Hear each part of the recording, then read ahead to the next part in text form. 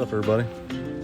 So if you watch this channel for any amount of time, you probably already realize that some of what you see on here is informational, some of it is just stupid, and some of it's actually kind of funny. And the stupid and the informational I can control for the most part. However, the funny things that happen around here, they're hard to catch because you never know when they're going to happen. But today's a special day because we've got Molly footage, and in all honesty, I'm just going to say it this way. Molly should have someone filming her 24 hours a day because she is a wealth of hilarious footage. Oh my Lord. So yesterday, Vicki and I went to dinner, and when we came back, I'm walking out to the shop and I can kind of hear that Mustang coming up the road. So I pulled my phone out and I started recording. Boy, did I get some good stuff. When they first pulled in the Mustang, Molly was fussing at Billy because he got a little loose in the car and scared her with it. So she wasn't too happy. So I didn't record none of that. I just wanted to focus on making sure that Billy understood the changes we made to the carburetor. So I asked him to pull the truck out, warm it up, bring it up on boost, and then we were going to discuss maybe going and making a test hit.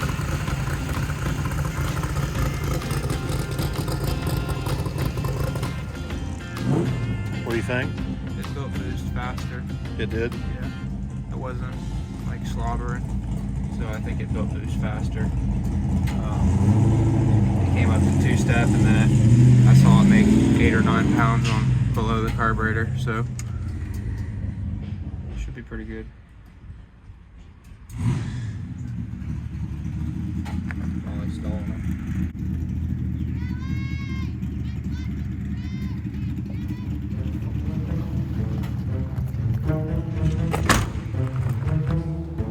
I could hear her struggling with the car, but wasn't sure what was going on.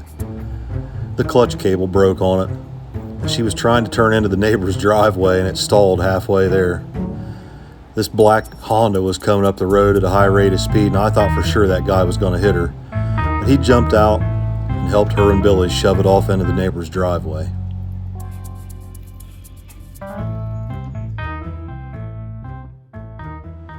So the kids got the Mustang shoved over into the neighbor's driveway and told Billy just stick it in first gear, start it up in gear, and idle it across here, park it in the yard, we'll work on it tomorrow. And from there, we got back on track, working on Billy's truck for a minute.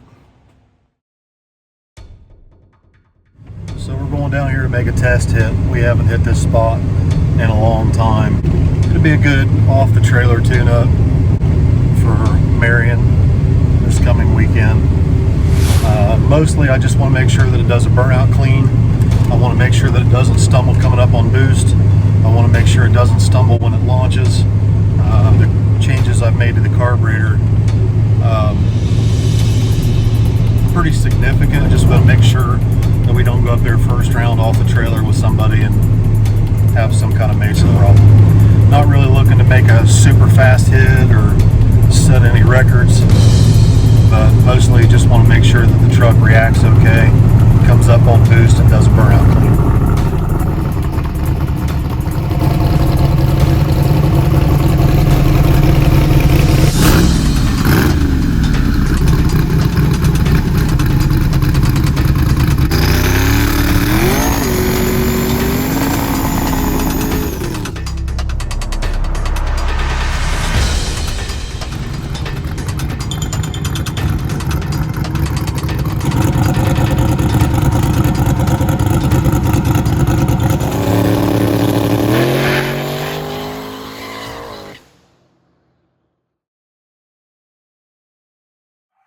So what do you think?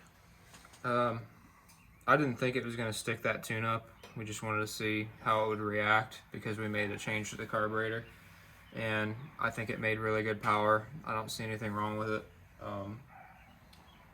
The burnout was a little bit better than it was. I was pretty light on the throttle, trying not to open the boost reference or whatever, the power valves, and it was okay. you know, definitely manageable. It's a little bit faster. I mean, I'm down to 130 thousandths jet in the front, and that's the smallest jet they make, the smallest alcohol jet they make. Yeah. So it was making good power. It builds boost pretty quick. So it seems like it's building boost quicker today. I don't know if it's because of the air or what you did to the carburetor, but it's probably what I did to the carburetor, because I added some tension to the power valve boost reference, boost reference power valve springs. Yeah. So that holds the power valve shut until it builds a higher boost level and then opens At them. Magnolia, it seemed like it would lay at 3,000 for about a second or two. And then come up? And then come up. Now it seems like it gets past that quicker. Okay. All right. So that's all good news. It's just a little bit rich in the burnout, but it's coming up on boost cleaner, and it seems to me like it's making a little bit more power on the hit. Yeah, it made more power on the hit there for sure. You know, like I said, I didn't think it was going to stick it because it was like a 520 tune, 530 tune, depending on the air. And that spot we haven't made a hit there in about a year, seems like. So Yeah. Not much action going on there and not much rubber. So it's actually good that it did as good as it did. Yeah. The shock settings are all from the track. Right. So. Well, I just wanted to make sure it would do a burnout clean and it would come up on boost clean and launch clean, and not, because I made a pretty heavy swing with those power valves, and I also opened up the boost reference power valve restriction channels there quite a bit. So yeah, I think we're good. I think we're good. So the next day, the kids roll in here in Molly's pickup truck with a plan to put slicks on the Mustang, get the hard tires off of it, and fix the clutch cable.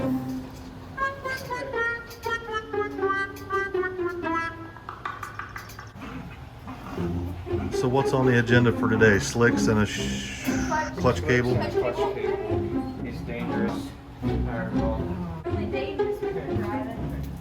Mustangs and hard tires, not a good combination. Well, you've never taken your car past half throttle, so. Wait. Look who it is! It's Weasel! You two quit. Scrappy. Hang on.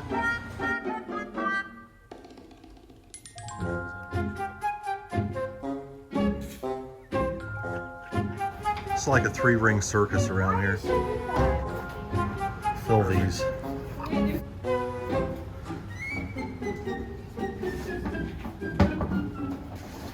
What do you think, kid? You already missed the good part. What part? I said I did all that without getting my shirt dirty. Oh. My new shirt dirty.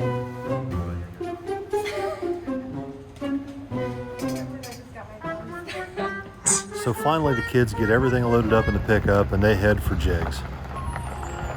Hopefully they make it there and back without any more problems.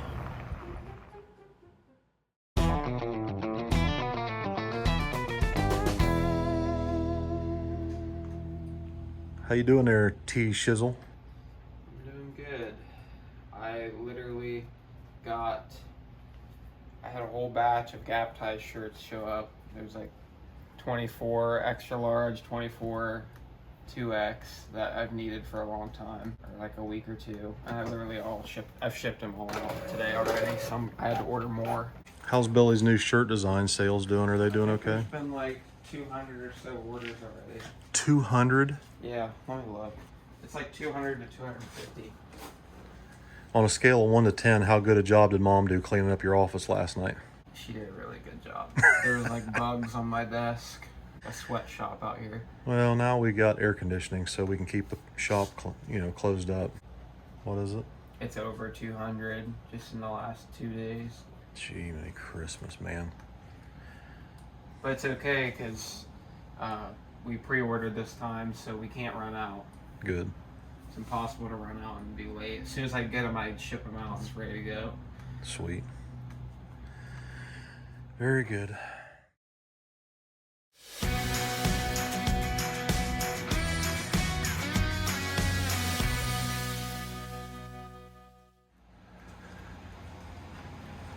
Doing okay? Yep. Guess what? What? I got the email I was looking for. What's that? From Nolan. Oh yeah? Are we in? We're in. We're in.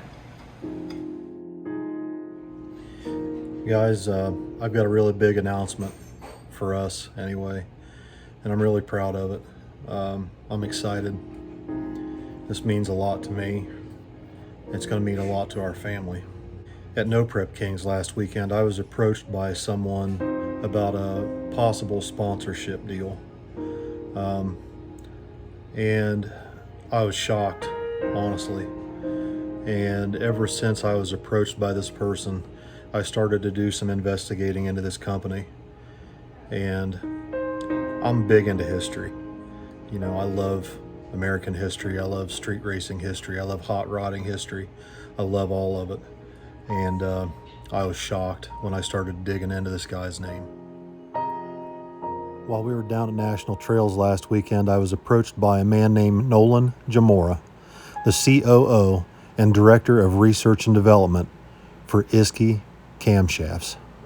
In the last few years, Isky has re-emerged as a leading cam manufacturer in the United States, as Nolan has put together sponsorship deals with Kai Kelly, Lizzie Musey, Scott Taylor, Mike Murillo, Bobby Ducote, the Bird Brothers, Dean Carnes, as well as many other racers who compete in the Street Outlaws No Prep Kings series.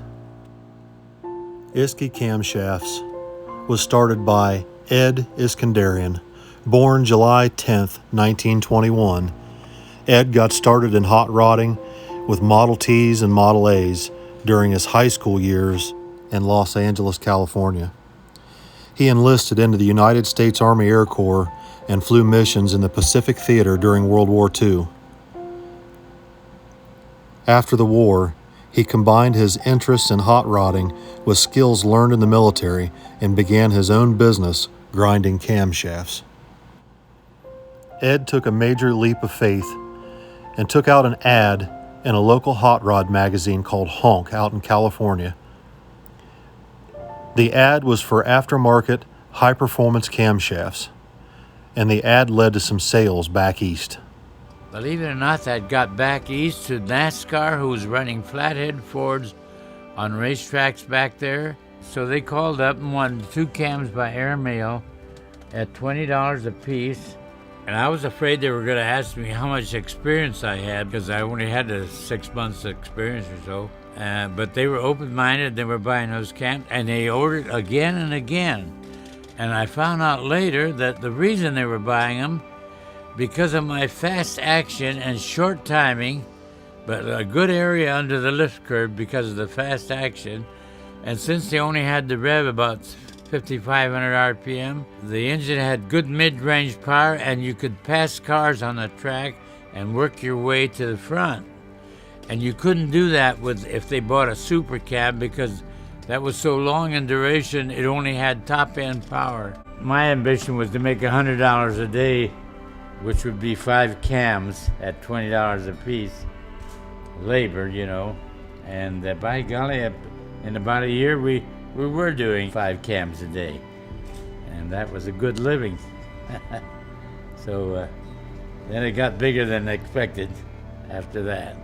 I couldn't believe it. All these people had talent, needed a new hobby, and by golly, this was it. Either hot rods or drag racing cars. It was booming, and I was lucky I grew along with it.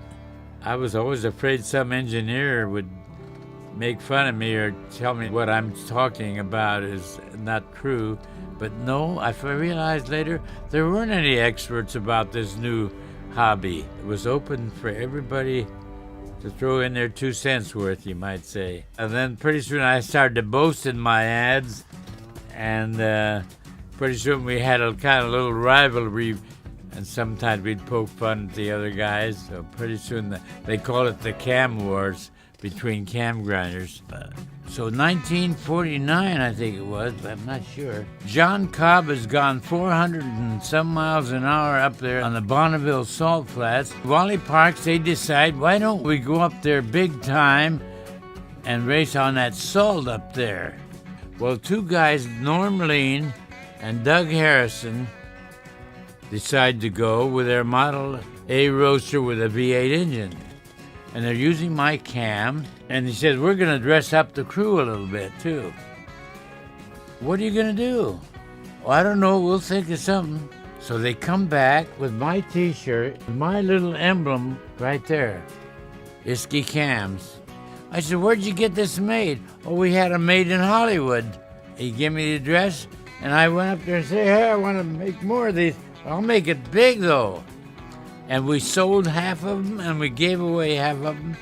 And then the next meet at Bonneville, the next year, we gave away four for each entry. So the T-shirts became a great advertising deal. They think I invented the T-shirt advertising idea. Someone might have done it before me, but they seem to think I might have. But I got the guys that gave me the idea. I mean, they thought of it. In later years, this was a funny thing that happened. We're bragging in our ad and everything, and then Pete Millar, who was a great help to me because he'd make cartoons for me. Oh yeah, here's one of those ads. See, Pete Millar would make up ads, would give me ideas for ads like this. See? Yeah, that was And he comes one day, he says, I want to make a new cartoon on you, and it's going to be that new movie that came out. I says, Godfather. Why don't you make it Camfather? We grabbed the term, and it stuck. No one else was using it.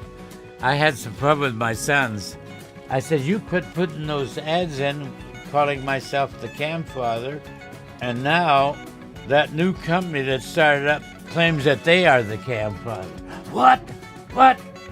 They did? I said, no, they didn't, but they will if we don't keep it up. So I scared them that way. Been very fortunate to get in something that I like and was interested in, and still interested in it. A lot of the development came from just trying things, you know, just mechanical things I'd like to, curious about. I wonder if this will work. Wonder if we ought to try that. I always figured we might stumble onto something. If we just keep fooling around here, and we did, that's what we did, we stumbled onto something.